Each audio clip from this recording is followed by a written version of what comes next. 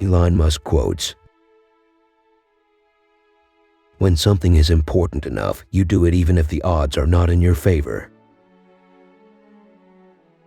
I do think there is a lot of potential if you have a compelling product and people are willing to pay a premium for that. I think that is what Apple has shown. You can buy a much cheaper cell phone or laptop, but Apple's product is so much better than the alternative, and people are willing to pay that premium.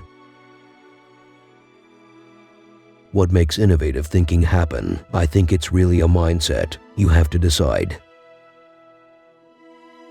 A company is a group organized to create a product or service, and it is only as good as its people and how excited they are about creating. I do want to recognize a ton of super talented people. I just happen to be the face of the companies. I've actually not read any books on time management. I would just question things. It would infuriate my parents that I wouldn't just believe them when they said something, cause I'd ask them why, and then I'd consider whether that response made sense given everything else I knew. It's okay to have your eggs in one basket as long as you control what happens to that basket. The first step is to establish that something is possible, then probability will occur.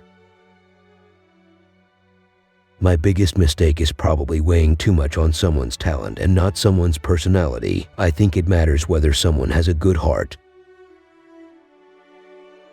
I wouldn't say I have a lack of fear. In fact, I'd like my fear emotion to be less because it's very distracting and fries my nervous system. If something has to be designed and invented, and you have to figure out how to ensure that the value of the thing you create is greater than the cost of the inputs, then that is probably my core skill. I say something, and then it usually happens. Maybe not on schedule, but it usually happens. If you get up in the morning and think the future is going to be better, it is a bright day. Otherwise, it's not. I think it's very important to have a feedback loop where you're constantly thinking about what you've done and how you could be doing it better. I don't spend my time pontificating about high-concept things. I spend my time solving engineering and manufacturing problems. People should pursue what they're passionate about. That will make them happier than pretty much anything else. As much as possible, avoid hiring MBAs. MBA programs don't teach people how to create companies. I'm interested in things that change the world or that affect the future and wondrous, new technology where you see it and you're like, wow, how did that even happen? How is that possible?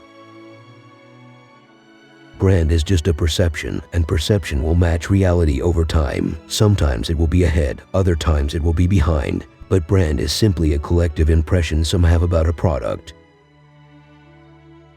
There are really two things that have to occur in order for a new technology to be affordable to the mass market. One is you need economies of scale. The other is you need to iterate on the design. You need to go through a few versions. When somebody has a breakthrough innovation, it is rarely one little thing. Very rarely is it one little thing. It's usually a whole bunch of things that collectively amount to a huge innovation. I don't create companies for the sake of creating companies, but to get things done.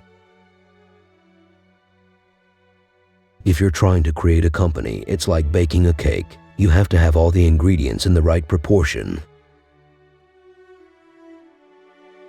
I always have optimism, but I'm realistic. It was not with the expectation of great success that I started Tesla or SpaceX. It's just that I thought they were important enough to do anyway. You have to say, well, why did it succeed where others did not? There's a tremendous bias against taking risks. Everyone is trying to optimize their ass covering. Starting and growing a business is as much about the innovation, drive, and determination of the people behind it as the product they sell. I think we have a duty to maintain the light of consciousness to make sure it continues into the future.